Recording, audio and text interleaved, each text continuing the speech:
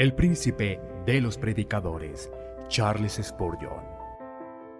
Narrado por Samuel Andrés Chaparro Sandoval.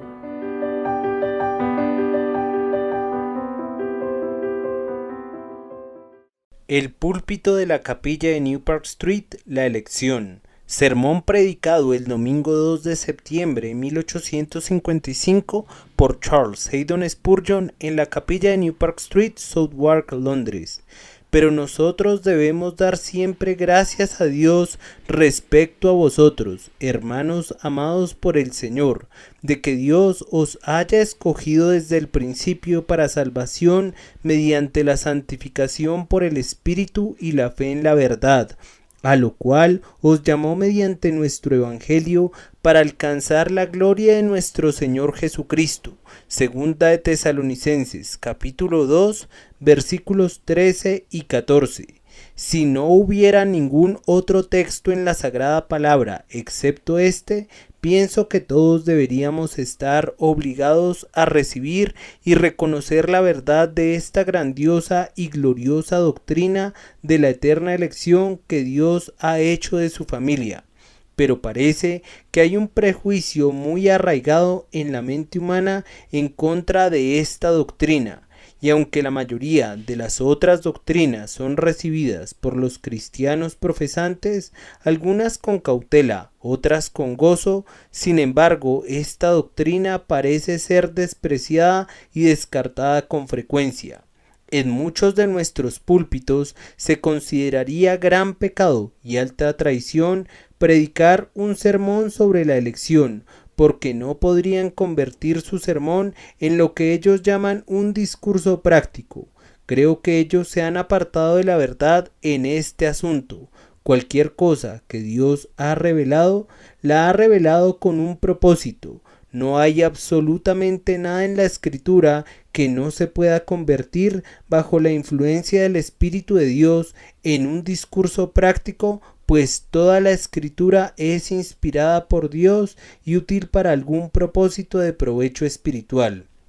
Es verdad que no se puede convertir en un discurso sobre el libre albedrío, eso lo sabemos muy bien, pero sí se puede convertir en un discurso sobre la gracia inmerecida, y el tema de la gracia inmerecida es de resultados prácticos, cuando las verdaderas doctrinas del amor inmutable de Dios son presentadas para que obren en los corazones de los santos y de los pecadores. Ahora, yo confío que hoy algunos de ustedes que se asustan con el simple sonido de esta palabra dirían: voy a escucharla con objetividad, voy a hacer a un lado mis prejuicios, voy a oír simplemente lo que este hombre tiene que decir.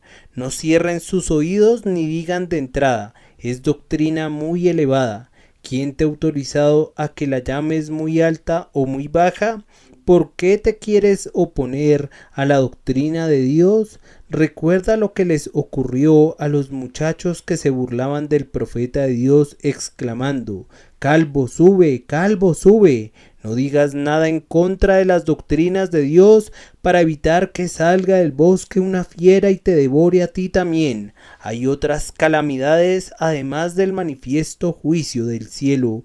Ten cuidado que no caigan sobre tu cabeza.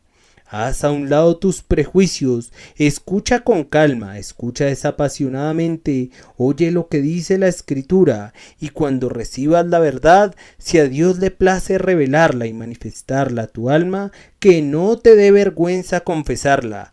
Confesar que ayer estabas equivocado es solamente reconocer que hoy eres un poco más sabio, y en vez de que sea algo negativo para ti, da honor a tu juicio y demuestra que estás mejorando en el conocimiento de la verdad.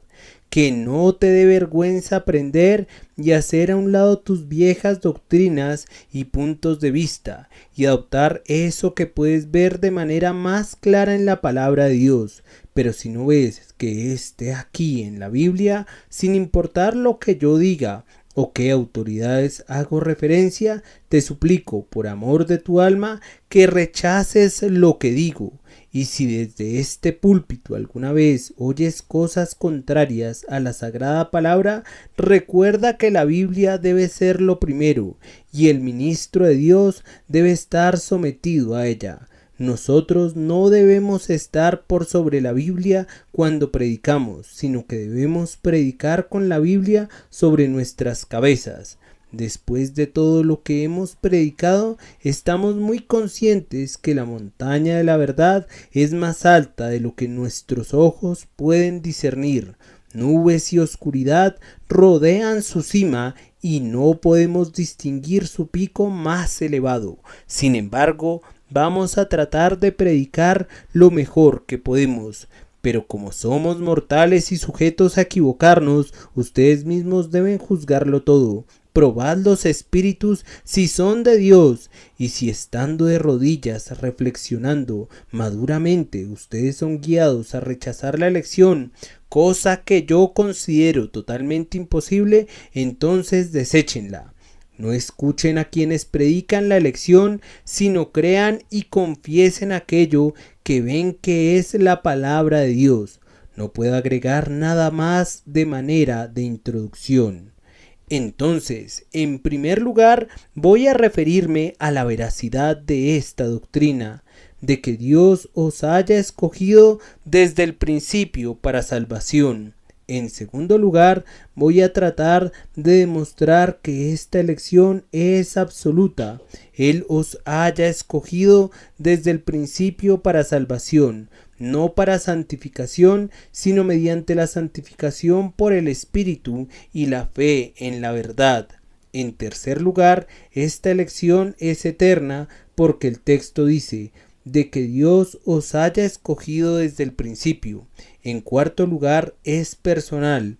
Él os haya escogido. Y luego vamos a reflexionar sobre los efectos de esta doctrina, ver lo que produce y finalmente, conforme la capacidad que nos dé Dios, vamos a intentar considerar sus consecuencias y ver si en efecto es una doctrina terrible que conduce a una vida licenciosa.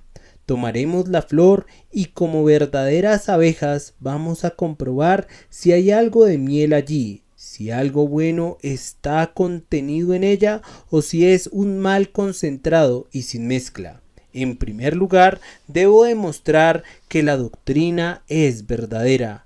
Permítanme comenzar con un argumentum ad hominem, argumento al hombre. Voy a hablarles de acuerdo a sus diferentes posiciones y cargos. Algunos de ustedes pertenecen a la Iglesia de Inglaterra y me da gusto ver que hay muchos presentes hoy aquí, aunque ciertamente digo de vez en cuando cosas muy duras acerca de la Iglesia y el Estado. Sin embargo, yo amo a la vieja Iglesia, pues hay en esa denominación muchos ministros piadosos y santos eminentes. Ahora, yo sé que ustedes son grandes creyentes en lo que los artículos declaran como doctrina correcta. Les voy a dar una muestra de lo que los artículos afirman en lo relativo a la elección, de tal forma que si creen en los artículos no pueden rechazar esta doctrina de la elección. Voy a leer un fragmento del artículo 17 que se refiere a la predestinación y a la elección. La predestinación para vida es el propósito eterno de Dios, por medio del cual, antes que los cimientos del mundo fueran puestos, Él ha decretado de manera permanente, por su consejo secreto para nosotros, liberar de la maldición y condenación a aquellas personas que Él ha elegido en Cristo de entre toda la humanidad y traerlos por medio de Cristo a la salvación eterna, como vasos hechos para honra, de donde quienes han sido dotados con bendición tan excelente de Dios son llamados de acuerdo al propósito de Dios por su Espíritu que obra en el momento debido. Ellos obedecen el llamado por la gracia, son justificados gratuitamente, son hechos hijos de Dios por adopción, son conformados a la imagen del unigénito Hijo Jesucristo. Ellos caminan religiosamente en buenas obras y al final, por la misericordia de Dios, alcanzan la dicha eterna.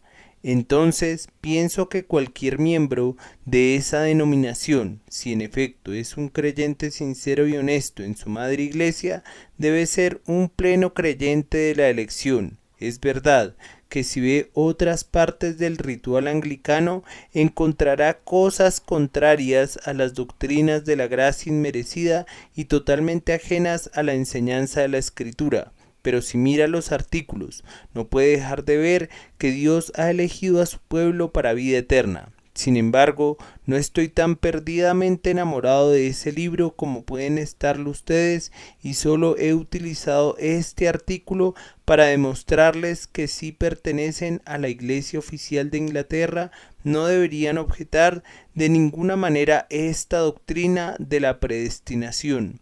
Otra autoridad humana por la cual puedo confirmar la doctrina de la elección es el antiguo credo de los valdenses. Si leen el credo de los antiguos valdenses que elaboraron en medio del ardiente fuego de la persecución, verán que estos renombrados profesantes y confesos de la fe cristiana recibieron y abrazaron muy firmemente esta doctrina como parte de la verdad de Dios.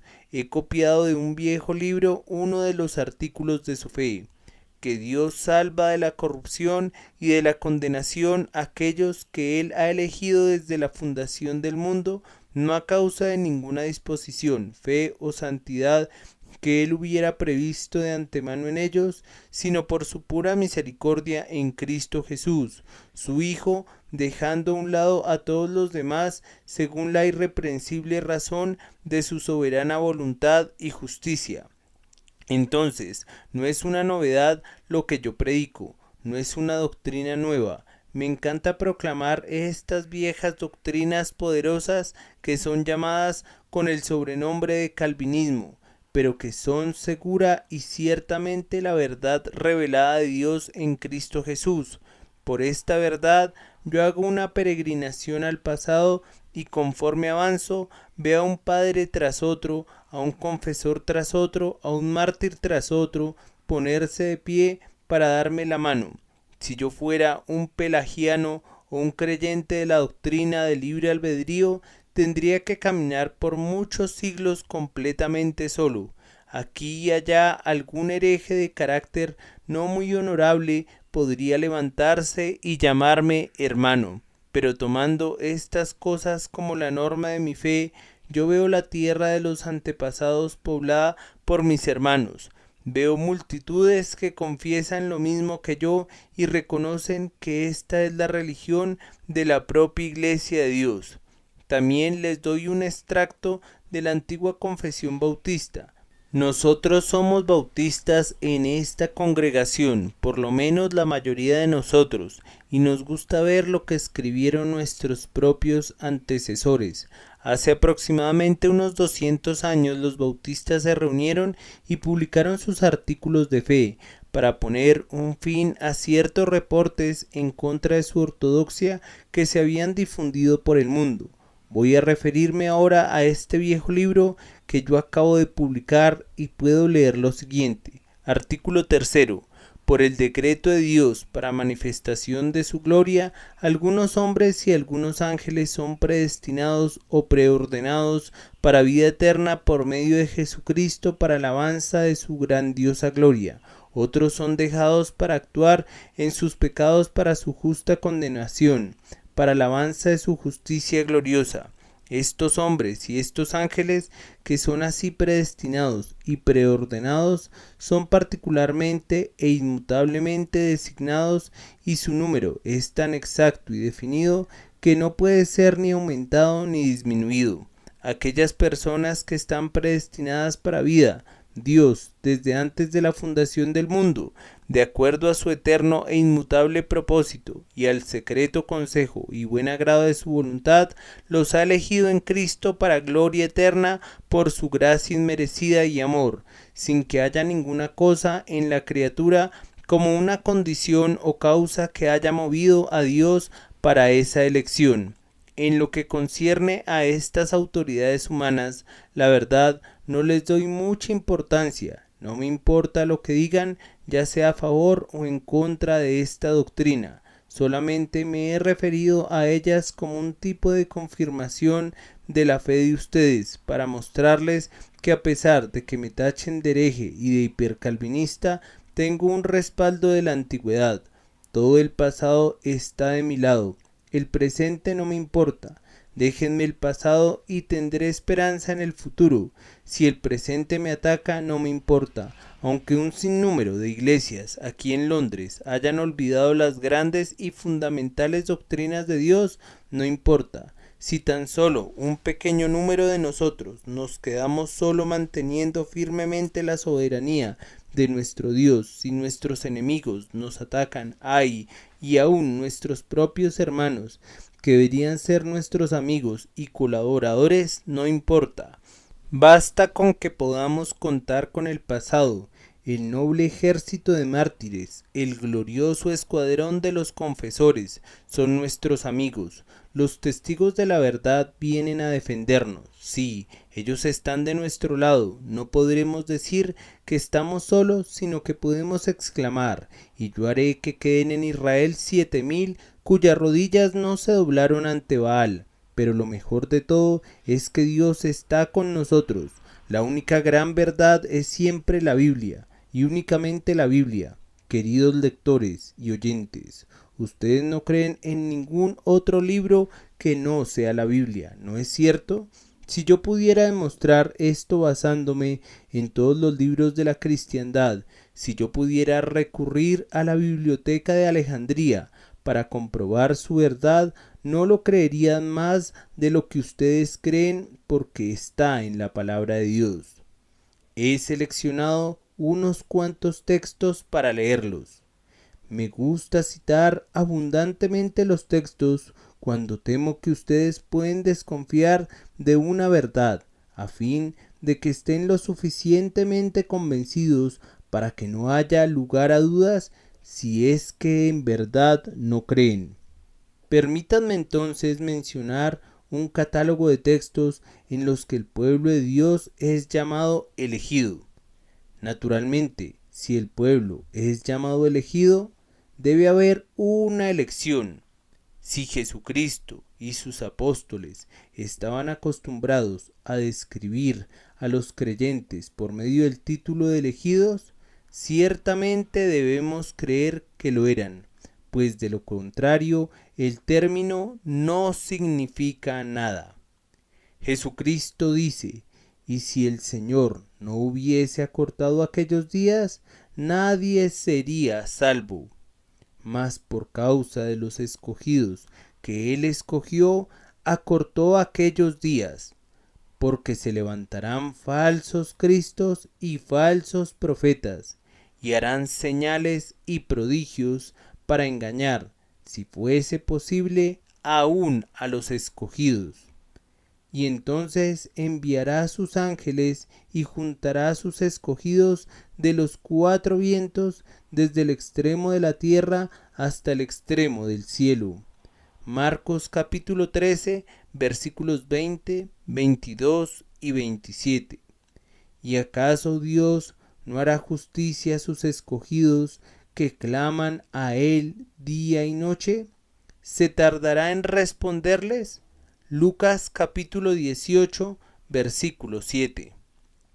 Podríamos seleccionar muchos otros textos que contienen la palabra elegido o escogido o preordenado o designado o la frase mis ovejas o alguna descripción similar, mostrando que el pueblo de Cristo es diferente del resto de la humanidad.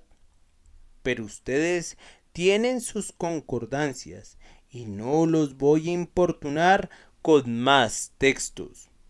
A través de las epístolas, los santos son constantemente llamados los elegidos. En su carta a los Colosenses, Pablo dice: vestíos pues como escogidos de Dios, santos y amados, de entrañable misericordia. Cuando le escribe a Tito, se llama a sí mismo Pablo, siervo de Dios y apóstol de Jesucristo, conforme a la fe de los escogidos. Pedro dice, elegidos según la presciencia de Dios Padre, y si vamos a Juan, encontraremos que le gusta mucho esa palabra. Dice, el anciano a la señora elegida, y habla de tu hermana la elegida. Y sabemos dónde está escrito, la iglesia que está en Babilonia, elegida juntamente con vosotros. Ellos no se avergonzaban de esa palabra en aquellos días, no tenían miedo de hablar de ella. En nuestros días esa palabra ha sido revestida con una diversidad de significados y las personas han mutilado y desfigurado la doctrina de tal forma que la han convertido en una verdadera doctrina de demonios, lo confieso. Y muchos que se llaman a sí mismos creyentes se han pasado a las filas del antinomianismo. Pero, a pesar de esto, ¿por qué he de avergonzarme de eso si los hombres la pervierten? Nosotros amamos la verdad de Dios aún en medio del tormento, de la misma manera que cuando es ensalzada. Si hubiera un mártir que nosotros amáramos antes de que fuera llevado al suplicio, lo amaríamos todavía más mientras está siendo atormentado. Cuando la verdad de Dios está siendo atormentada, no por eso la vamos a catalogar como una falsedad.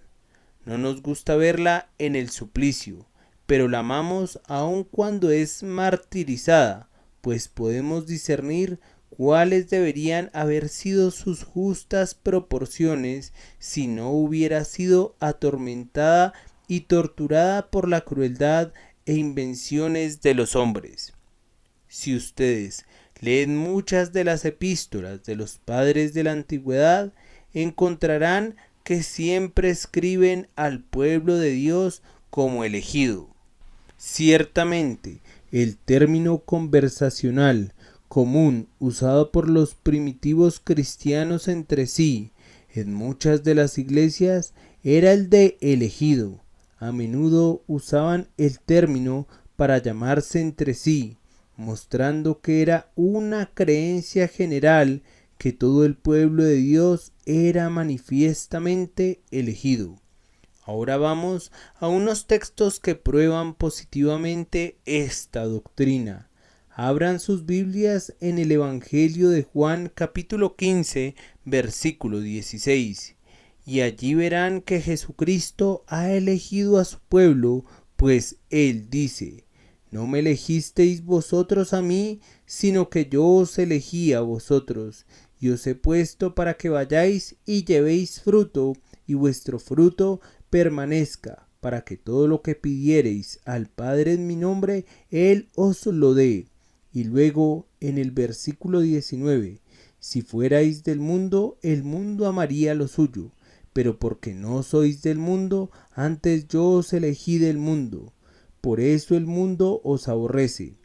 Luego en el capítulo 17, versículos 8 y 9, porque las palabras que me diste les he dado, y ellos las recibieron y han conocido verdaderamente que salí de ti, y han creído que tú me enviaste. Yo ruego por ellos, no ruego por el mundo, sino por los que me diste, porque tuyos son. Leemos en Hechos capítulo 13, versículo 48. Los gentiles, oyendo esto, se regocijaban y glorificaban la palabra del Señor, y creyeron todos los que estaban ordenados para vida eterna. Pueden intentar retorcer este versículo, pero dice, ordenados para vida eterna, tan claramente que no cabe ninguna duda en su interpretación, y nos tienen sin cuidado los diferentes comentarios que se hacen sobre él.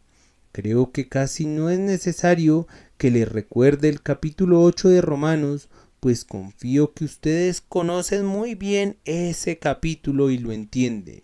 En el versículo 29 y siguientes dice, porque a los que antes conoció, también los predestinó para que fuesen hechos conforme a la imagen de su Hijo, para que Él sea el primogénito entre muchos hermanos. Y a los que predestinó, a éstos también llamó, y a los que llamó, a éstos también justificó, y a los que justificó, a éstos también glorificó. ¿Qué pues diremos a esto? Si Dios es por nosotros, ¿quién contra nosotros? El que no escatimó a su propio Hijo, sino que lo entregó por todos nosotros, ¿cómo no nos dará también con él todas las cosas? ¿Quién acusará a los escogidos de Dios? Tampoco sería necesario leer todo el capítulo 9 de Romanos, en tanto que ese capítulo permanezca en la Biblia. Ningún hombre será capaz de probar el arminianismo mientras eso esté escrito allí, ni las más violentas contorsiones de esos textos podrán exterminar de la Escritura la doctrina de la elección. Leamos algunos versículos como estos: pues no habían aún nacido, ni habían hecho aún ni bien ni mal, para que el propósito de Dios, conforme a la elección, permaneciese, no por las obras, sino por el que llama. Se le dijo: el mayor servirá al menor. Luego pasemos al versículo 22. Y que, si Dios, queriendo mostrar su ira y hacer notorio su poder, soportó con mucha paciencia los vasos de ira preparados para destrucción, y para hacer notorias las riquezas de su gloria, las mostró para con los vasos de misericordia que él preparó de antemano para gloria. Luego pasemos a Romanos capítulo 11 versículo 7. Que pues lo que buscaba Israel no lo ha alcanzado, pero los escogidos sí lo han alcanzado, y los demás fueron endurecidos. Y en el versículo 5 del mismo capítulo leemos: así también, aún en este tiempo, ha quedado un remanente escogido por gracia. Sin duda, todos ustedes recuerden el pasaje de 1 Corintios capítulo 1, versículos 26 al 29. Pues mirad, hermanos, vuestra vocación, que no sois muchos sabios según la carne, ni muchos poderosos, ni muchos nobles, sino que lo necio del mundo escogió Dios para avergonzar a los sabios, y lo débil del mundo escogió Dios para avergonzar a lo fuerte, y lo vil del mundo y lo menospreciado escogió Dios, y lo que no es, para deshacer lo que es, a fin de que nadie se jacte en su presencia. También recuerden el pasaje en Primera de Tesalonicenses capítulo 5 versículo 9.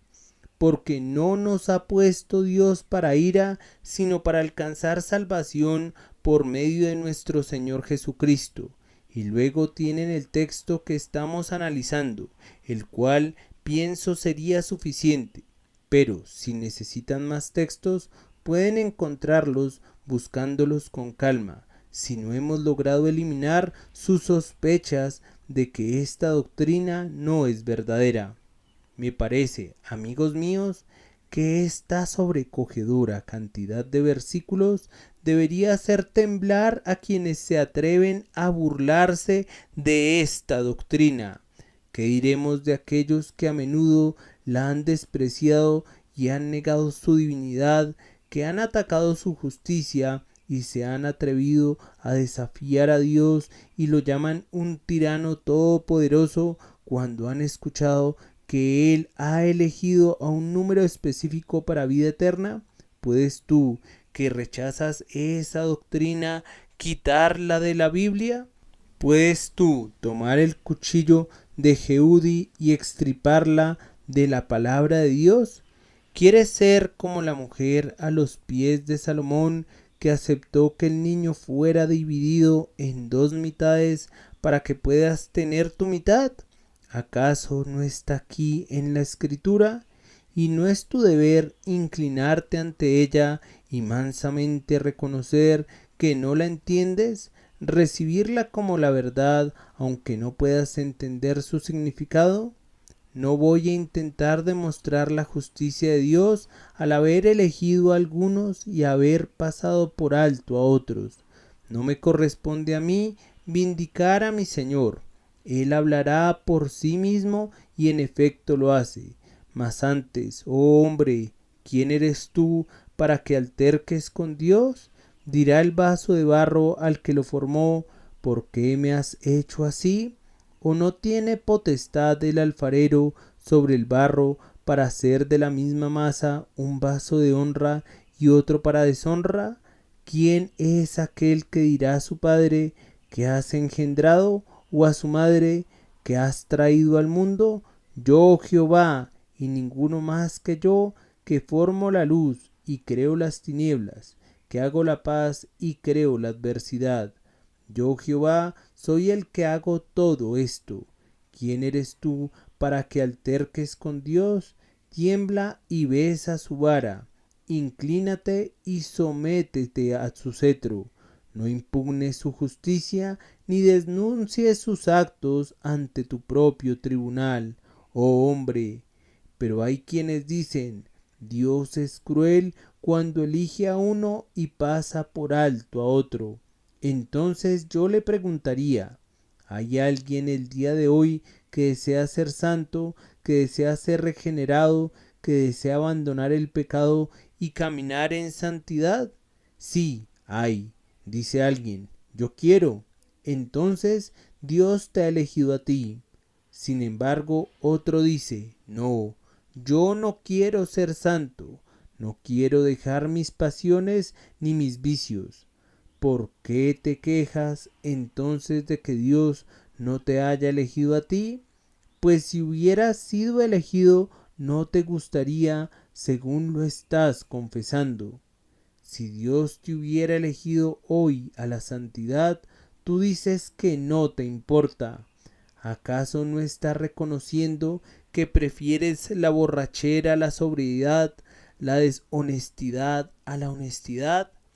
¿Amas los placeres de este mundo más que la religión? Entonces, ¿por qué te quejas que Dios no te haya elegido para la religión? Si amas la religión, Él te ha elegido para la religión. Si la deseas, Él te ha elegido para ella. Si no la deseas, ¿qué derecho tienes de decir que Dios debió haberte dado aquello que no deseas? Suponiendo que tuviera en mi mano algo que tú no valoras y que yo dijera que se lo voy a dar a tal o cual persona, tú no tendrías ningún derecho de quejarte de que no te lo estoy dando a ti.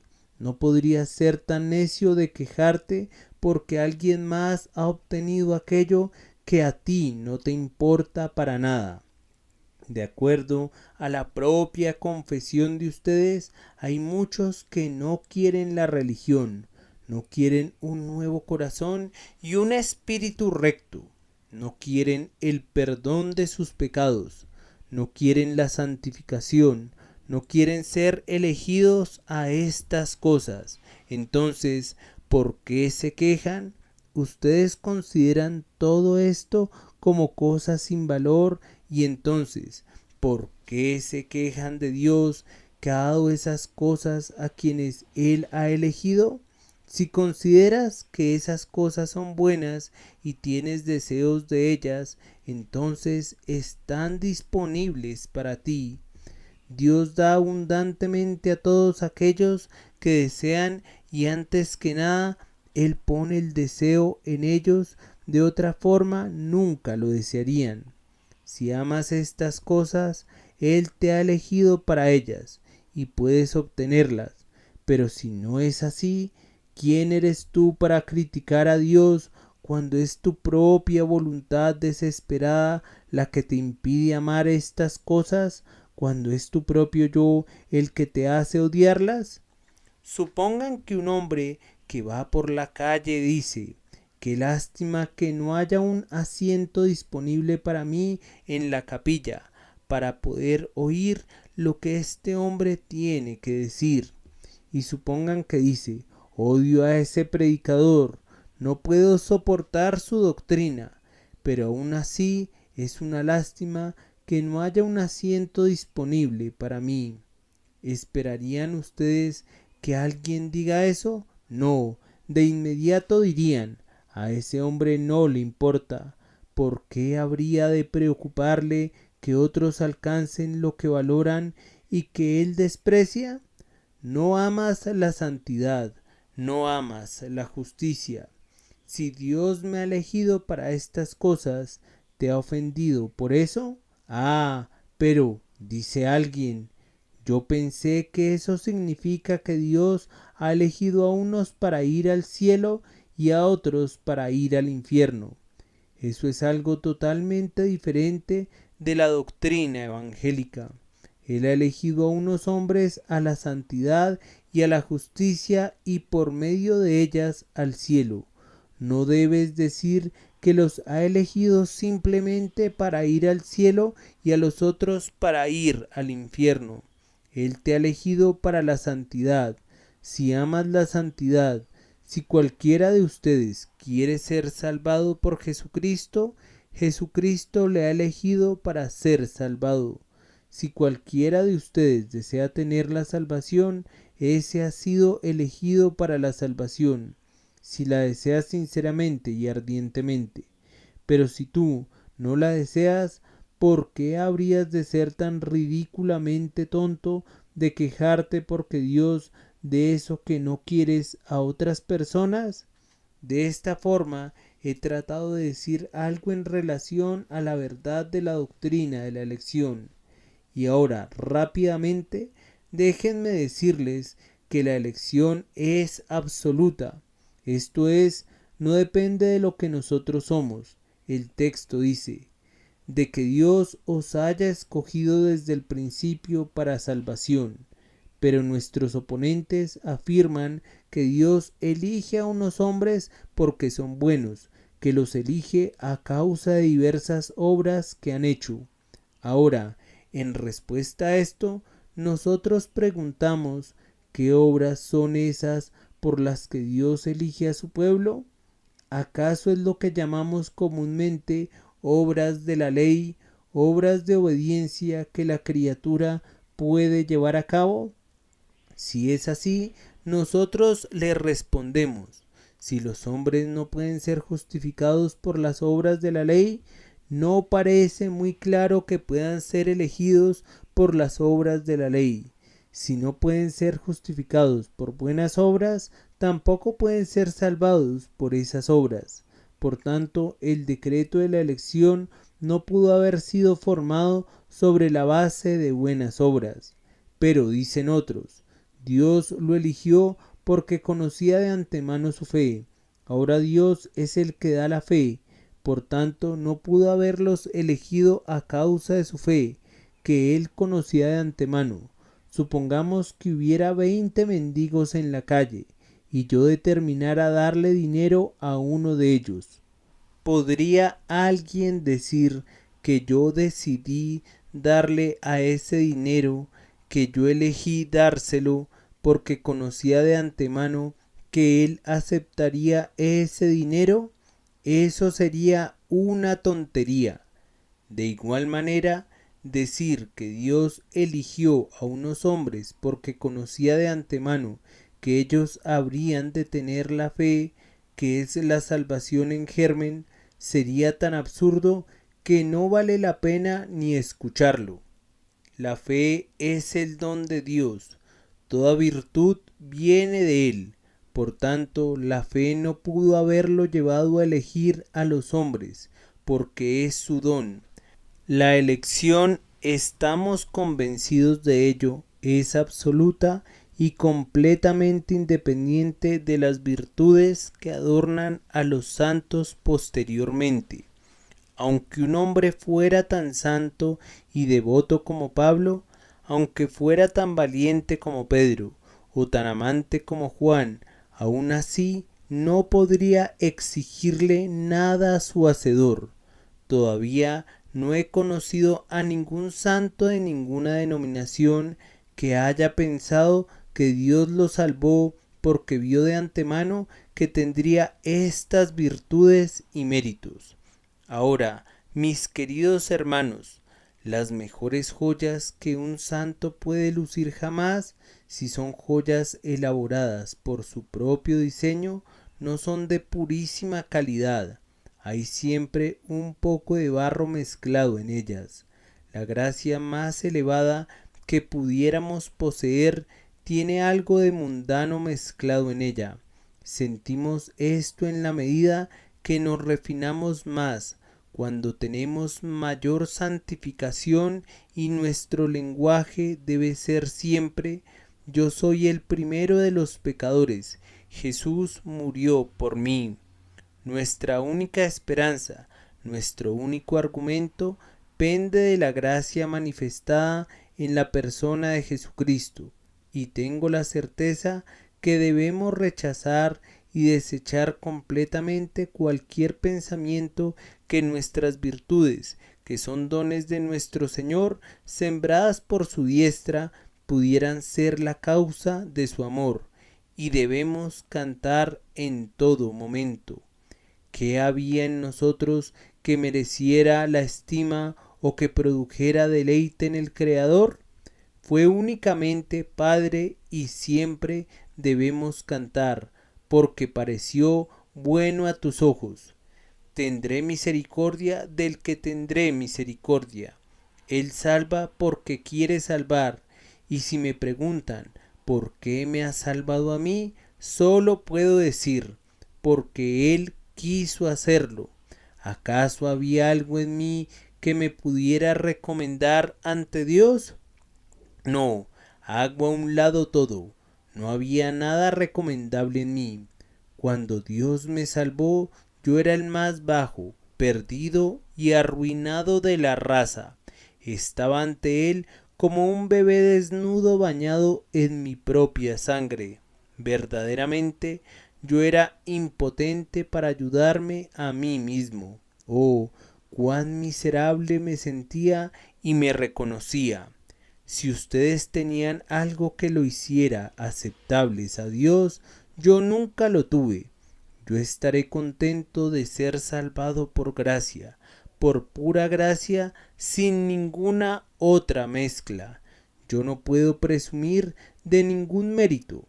Si tú puedes hacerlo, muy bien. Yo no puedo. Yo debo cantar: gracia inmerecida, únicamente de principio a fin. Ha ganado mi afecto y mantenido mi alma muy firme. En tercer lugar, esta elección es eterna, de que Dios os haya escogido desde el principio para salvación. ¿Puede decirme alguien cuándo fue el principio?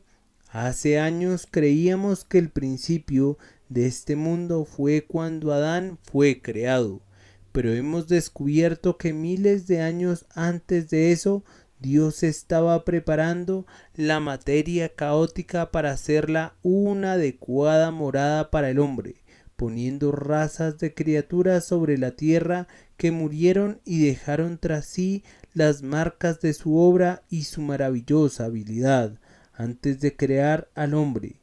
Pero eso no fue el principio, pues la revelación apunta a un periodo cuando este mundo fue formado, a los días cuando las estrellas matutinas fueron engendradas, cuando, como gotas de rocío de los dedos de la mañana, las estrellas y las constelaciones cayeron goteando de la mano de Dios, cuando de sus propios labios salió la palabra que puso en marcha a las pesadas órbitas, cuando con su propia mano envió a los cometas que como rayos vagaron por el cielo hasta encontrar un día su propia esfera.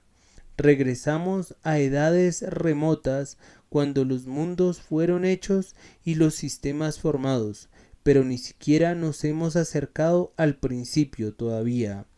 Hasta que no hayamos ido al tiempo cuando todo el universo dormía en la mente de Dios y no había nacido todavía, hasta que entremos en la eternidad donde Dios, el Creador, vivía solo y todas las cosas dormían dentro de él, toda la creación descansaba en su omnipotente pensamiento gigantesco.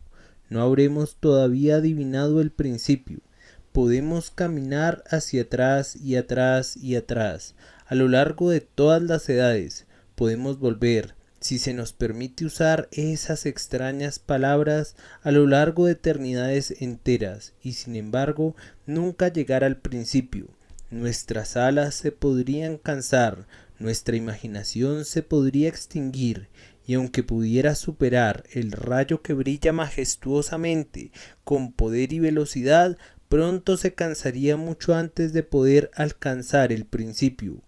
Pero Dios eligió a su pueblo desde el principio, cuando el intocado éter no había sido sacudido por el aleteo del primer ángel, cuando el espacio no tenía orillas, o más aún, cuando no existía, cuando reinaba el silencio universal y ni una sola voz ni ningún susurro turbaba la solemnidad del silencio, cuando no había ningún ser ni movimiento, ni tiempo ni nada sino solo Dios, solo en su eternidad, cuando no se escuchaba el himno de ningún ángel y no se tenía la asistencia de los querubines, mucho antes que nacieran los seres vivientes o que las ruedas de la carroza de Jehová fueran formadas, aún antes.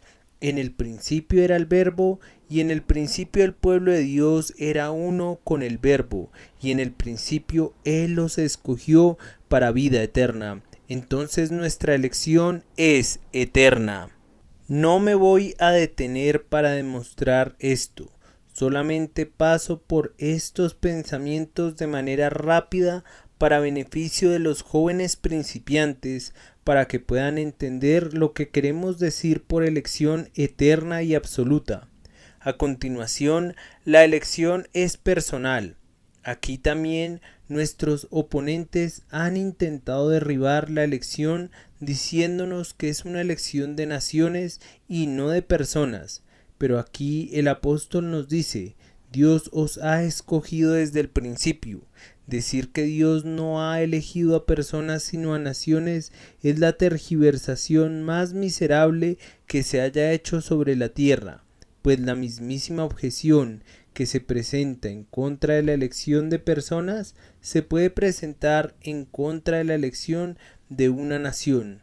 Si no fuera justo elegir a una persona, sería todavía más injusto elegir a una nación, puesto que las naciones no son sino la unión de multitudes de personas, y elegir a una nación parecería todavía un crimen mayor y gigantesco, si la elección fuera un crimen, que elegir a una persona. Ciertamente, elegir a 10.000 sería considerado algo peor que elegir a uno. Distinguir a toda una nación del resto de la humanidad parece una mayor extravagancia en los actos de la divina soberanía que elegir a un pobre mortal y pasar por alto a otro. Pero, ¿qué son las naciones sino hombres? ¿Qué son los pueblos enteros sino combinaciones de diferentes unidades? Una nación está constituida por ese individuo, y por ese otro, y por aquel otro. Y si me dices que Dios eligió a los judíos, yo respondo entonces que Él eligió a este judío y a este judío y a aquel judío. Y si tú dices que Él elige a Inglaterra, entonces yo digo que Él elige a este hombre inglés y a ese hombre inglés y a aquel hombre inglés. Así que después de todo se trata de la misma cosa.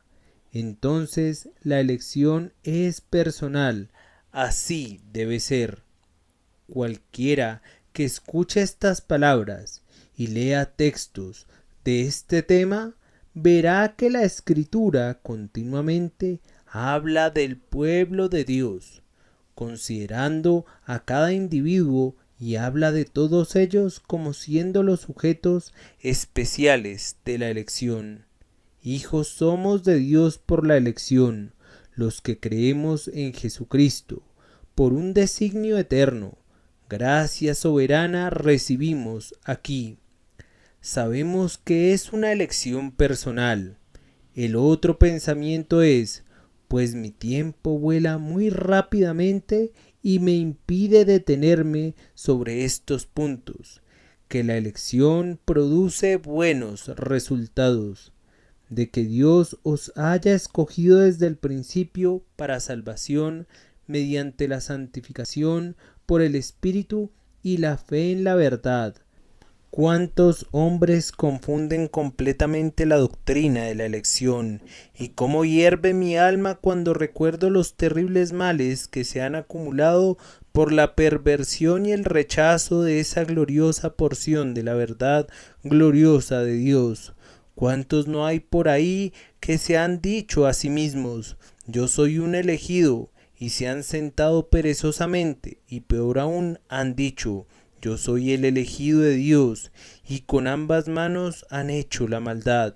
Rápidamente han corrido a todo tipo de inmundicia, porque han dicho, yo soy el Hijo escogido de Dios, y por tanto, independientemente de mis obras, puedo vivir como se me dé la gana y hacer lo que yo quiera. Oh, amados, permítanme solemnemente advertir a cada uno de ustedes que no lleven eso muy lejos, o más bien que no conviertan esa verdad en un error, pues no la podemos estirar mucho. Podemos pasar por sobre los límites de la verdad, podemos convertir eso que tenía la intención de ser dulce para nuestro consuelo en una terrible mezcolanza para nuestra destrucción. Les digo que ha habido miles de personas que han ido a la ruina por entender de manera equivocada la elección, que han dicho, Dios me ha elegido para el cielo y para vida eterna, pero a ellos se les ha olvidado que está escrito que Dios los ha elegido mediante la santificación por el Espíritu y la fe en la verdad. Esta es la elección de Dios, una elección para santificación y para fe. Dios elige a su pueblo para que sea santo y para que sea un pueblo de creyentes. ¿Cuántos de mis oyentes son creyentes? ¿Cuántos miembros de mi congregación pueden poner su mano en el corazón y decir, yo confío en Dios que he sido santificado? ¿Hay alguien entre ustedes que pueda decir, yo soy un elegido, mientras yo pueda recordarle como blasfemo la semana pasada? Uno de ustedes dice, yo confío ser uno de los elegidos, pero yo le recuerdo acerca de un acto de depravación cometido dentro de los últimos 6 días. Alguien más dice, yo soy un elegido, pero yo puedo mirarle a la cara y decirle, ¿elegido? Tú no eres más que un maldito hipócrita. Otros dirán, yo soy un elegido, pero yo puedo recordarles que ellos se olvidan del propiciatorio y no oran. Oh, amados hermanos, nunca piensen que son elegidos a menos que sean santos. Pueden venir a Cristo como pecadores, pero no pueden venir a Cristo como personas elegidas mientras no puedan ver su santidad. No malinterpreten lo que estoy diciendo, no digan yo soy un elegido, pensando que pueden vivir en pecado. Eso es imposible. Los elegidos de Dios son santos, no son puros, no son perfectos, no son sin mancha, pero tomando su vida en su conjunto son personas santas, son marcados y son distintos de los demás, y ninguna persona tiene el derecho de considerarse elegido excepto en su santidad. Puede ser elegido y estar todavía en las tinieblas, pero no tiene derecho de creerse elegido. Nadie puede verlo, no hay ninguna evidencia. Puede ser que el hombre viva algún día, pero por lo pronto está muerto. Si ustedes caminan en el temor de Dios, tratando de agradarlo y obedeciendo sus mandamientos, no tengan la menor duda que el nombre de ustedes está escrito en el libro de la vida del Cordero desde antes de la fundación del mundo. Y para que esto no resulte muy elevado para ti, considera la otra señal de la elección, que es la fe, creer la verdad. Quien quiera que crea la verdad de Dios y crea en Jesucristo es un elegido. Con frecuencia me encuentro con pobres almas que tiemblan y se preocupan en relación a este pensamiento. ¿Cómo? ¿Y si yo no soy un elegido, oh Señor? Dicen ellos. Yo sé que he puesto mi confianza en Jesús, sé que creo en su nombre y confío en su sangre, pero ¿y si a pesar de eso no soy un elegido? Pobre criatura querida, no sabes mucho acerca del Evangelio, pues de lo contrario jamás hablarías así, pues todo aquel que cree es elegido. ¿Quiénes son elegidos? Son elegidos para santificación y fe, y si tú tienes fe, tú eres uno de los elegidos de Dios.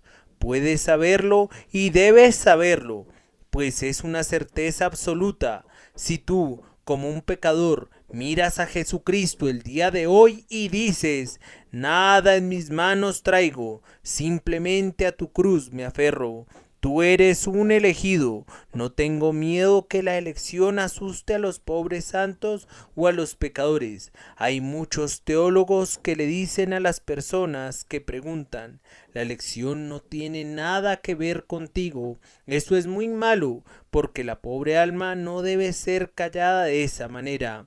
Si pudiera silenciar esa alma, podría estar bien, pero va a seguir pensando al respecto y no lo podrá evitar. Díganle más bien: si tú crees en el Señor Jesucristo, tú eres un elegido. Si te abandonas a Él, tú eres un elegido. Yo te digo hoy, yo, el primero de los pecadores, yo te digo en su nombre: si vienes a Dios sin ninguna obra de tus manos, entrégate a la sangre y a la justicia de Jesucristo. Si quieres venir ahora y confiar en Él, tú eres un elegido, has sido amado por Dios desde antes de la fundación del mundo. Pues no podrías haber hecho eso a menos que Dios no te hubiera dado el poder de hacerlo y no te hubiera elegido para que lo hicieras. Ahora pues eres salvo y estás seguro si solo vienes y te entregas a Jesucristo y deseas ser salvo y ser amado por Él. Pero no pienses de ninguna manera que algún hombre puede ser salvo sin fe y sin santidad. No piensen, queridos oyentes, que algún decreto promulgado en las oscuras edades de la eternidad va a salvar sus almas a menos que crean en Jesucristo. No se queden ahí tranquilos imaginando que ustedes van a ser salvos, sin fe y sin santidad.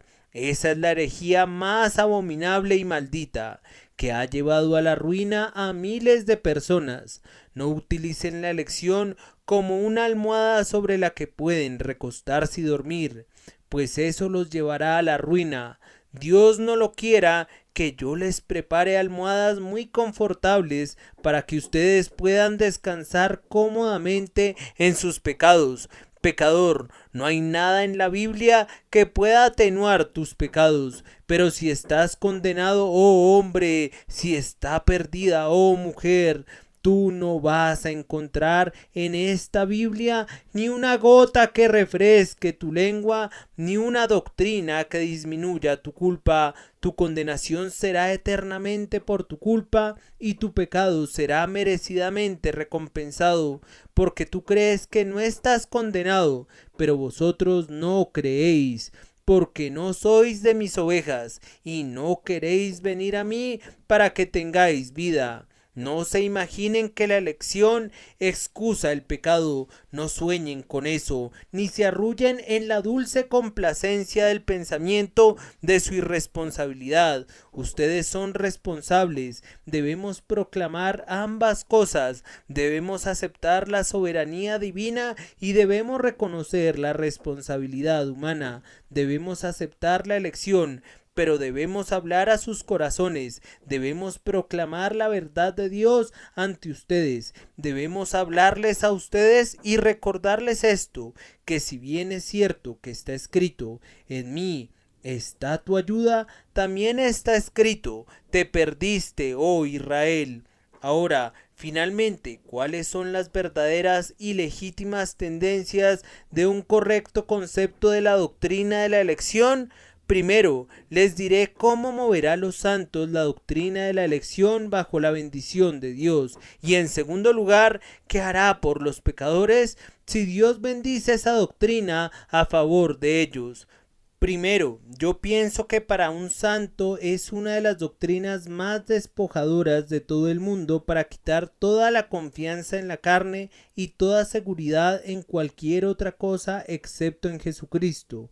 Cuán a menudo nos envolvemos en nuestra justicia propia y nos adornamos con falsas perlas y las piedras preciosas de nuestras propias obras y logros.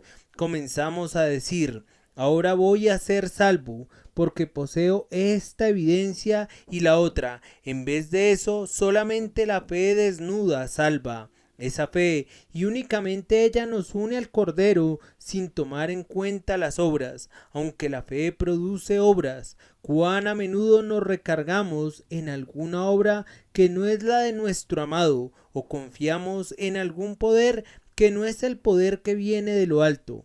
Entonces, si queremos despojarnos de ese falso poder, debemos considerar la elección. Haz una pausa, alma mía, y considera esto. Dios te ha amado antes de que tuvieras un ser.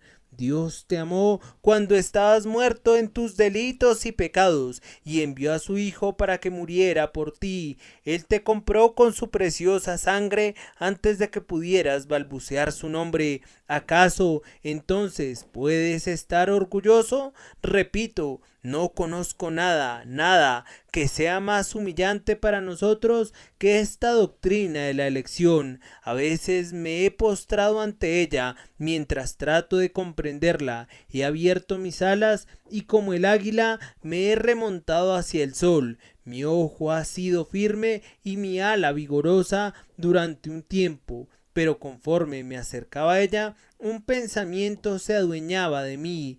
Dios os ha escogido desde el principio para salvación, y me he perdido en su resplandor. He sentido vértigo ante ese poderoso pensamiento, y de esa altura que marea se ha desplomado mi alma, postrada y quebrantada, balbuceando: Señor, yo no soy nada, soy menos que nada.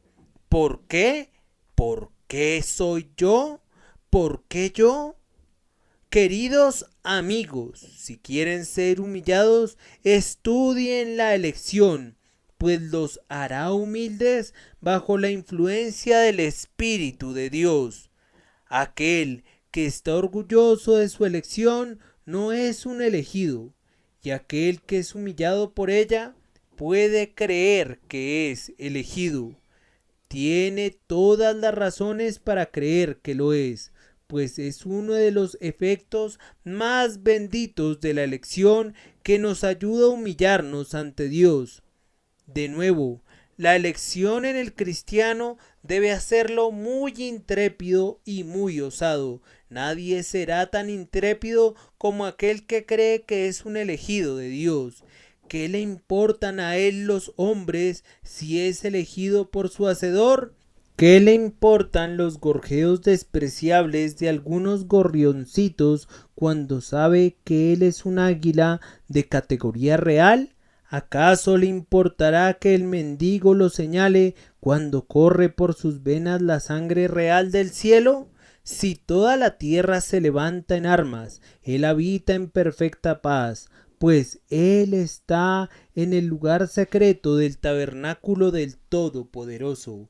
Yo soy de Dios, afirma, yo soy diferente a los demás hombres, ellos son de una raza inferior. ¿Acaso no soy noble? ¿Acaso no soy uno de los aristócratas del cielo? ¿Acaso no está escrito mi nombre en el libro de Dios? ¿Le preocupa el mundo? De ninguna manera. Como el león que no se preocupa por el ladrido del perro, él sonríe frente a sus enemigos y cuando estos se le acercan demasiado, se mueve y los hace pedazos. ¿Qué le importan sus enemigos? Se mueve entre sus adversarios como un gigante, mientras los hombrecillos caminan mirándolo hacia arriba sin entenderlo. Su rostro es de hierro, su corazón es de pedernal. ¿Qué le importan los hombres? Más aún, si una rechifla universal se levantara desde todo el mundo, él se sonreiría de eso, pues diría: el que ha hecho de Dios su refugio encontrará su más segura morada. Soy uno de sus elegidos, soy escogido de Dios y estimado, y aunque el mundo me aborrezca, no tengo miedo. Ah, ustedes que confiesan la fe, pero que están con el mundo, algunos de ustedes son tan flexibles como los sauces. Hay pocos cristianos como robles hoy día que pueden resistir la tormenta, y les diré por qué. Es porque ustedes mismos no creen que son elegidos. El hombre que sabe que es elegido será demasiado orgulloso para pecar. No se humillará para cometer los actos que hace la gente común. El creyente de esta verdad dirá: ¿que yo comprometa mis principios? ¿Que yo cambie mi doctrina? ¿Que haga a un lado mis puntos de vista? ¿Que esconda lo que creo que es cierto? No, puesto que yo sé que soy uno de los elegidos de Dios. Aun ante los ataques de los hombres voy a decir la verdad de Dios, sin importarme lo que digan los hombres. Nada puede hacer a un hombre más osado que sentir que es un elegido de Dios. ¿Quién sabe que ha sido elegido de Dios? No temblará ni tendrá miedo. Más aún, la elección nos hace santos. Nada puede hacer a un cristiano más santo bajo la influencia llena de gracia del Espíritu Santo que el pensamiento que Él es elegido. ¿Pecaré yo? Dice, sabiendo que Dios me ha elegido a mí. ¿Acaso voy a transgredir después de tanto amor? ¿Acaso me apartaré después de tanta misericordia y tierna bondad? No, mi Dios, puesto que tú me has elegido, yo te amaré, yo viviré para ti. Ya que tú, mi Dios eterno, te has convertido en mi Padre, yo me voy a entregar a ti para ser tuyo para siempre, por la elección y por la redención, entregándome a ti y consagrándome solemnemente a tu servicio. Y ahora, por último, para el inconverso, ¿qué les dice la elección a ustedes? Primero, ustedes, impíos, los voy a excusar por un momento.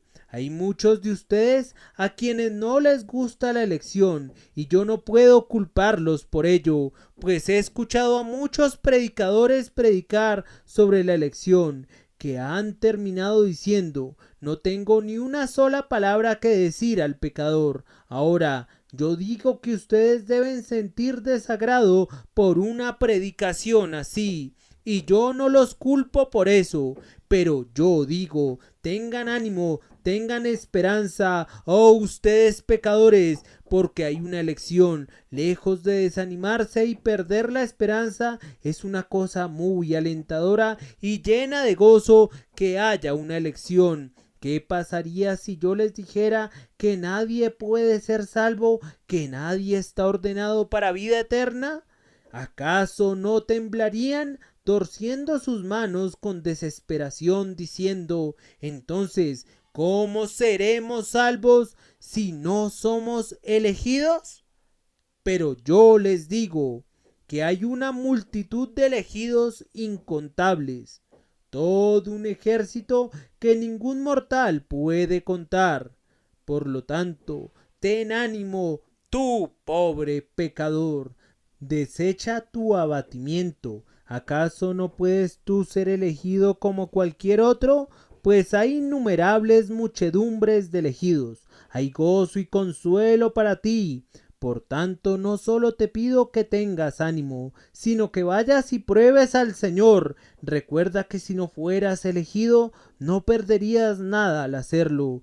¿Qué dijeron los 4 leprosos? Vamos pues ahora y pasémonos al ejército de los sirios. Si ellos nos dieren la vida, viviremos, y si nos dieren la muerte, moriremos. Oh pecador, ven al trono de la misericordia que elige. Puedes morir en este instante. ve a Dios, y aun suponiendo que Él te rechazará, suponiendo que con su mano en alto te ordenará que te vayas, algo imposible, aun así no perderías nada con ir, no estarás más condenado por eso. Además, suponiendo que estás condenado, tendrías por lo menos la satisfacción de alzar tus ojos desde el infierno y decir: Dios, yo te pedí misericordia y tú no quisiste dármela, la busqué pero tú rehusaste otorgarla. Eso nunca lo dirás, oh pecador. Si tú vinieras a Él y le pidieras, tú vas a recibir lo que pides, porque nunca ha rechazado a nadie. Pero aunque hay un número definido de elegidos, sin embargo es cierto que todos los que buscan pertenecen a ese número. Debes ir y buscar, y si sucede que tú resultes ser el primero en ir al infierno, dile a los demonios que pereciste de esa manera. Diles a los diablos que tú eres uno rechazado, después de haber venido como un pecador culpable a Jesús. Te digo que eso deshonraría al Eterno, con todo respeto a su nombre, y Él no permitiría que tal cosa sucediera. Él es muy celoso de su honor y no podría permitir que un pecador dijera algo como eso. Pero pobre alma, no basta con que pienses así, que no vas a perder nada si vienes. Hay todavía un pensamiento más. ¿Amas la elección el día de hoy? ¿Estás dispuesto a admitir su justicia? Dices: siento que estoy perdiendo. Lo merezco.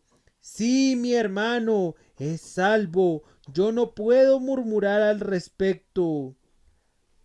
Si Dios me destruye, lo merezco. Pero si Él salva a la persona que está sentada junto a mí, Él tiene todo el derecho de hacer lo que le plazca con lo suyo, y yo no he perdido nada por eso. ¿Puedes decir eso con toda honestidad desde lo profundo de tu corazón?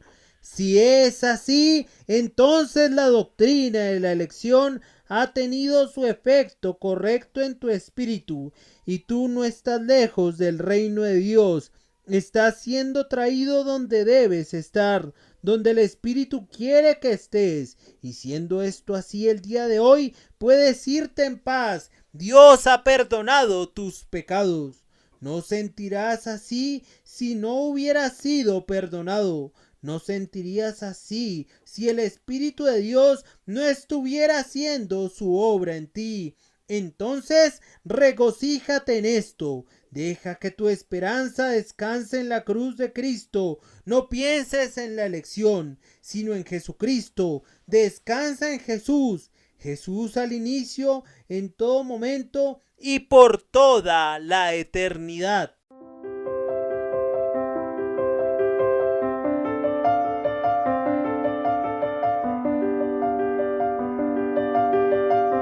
El príncipe de los predicadores, Charles Spurgeon. Narrado por Samuel Andrés Chaparro Sandoval.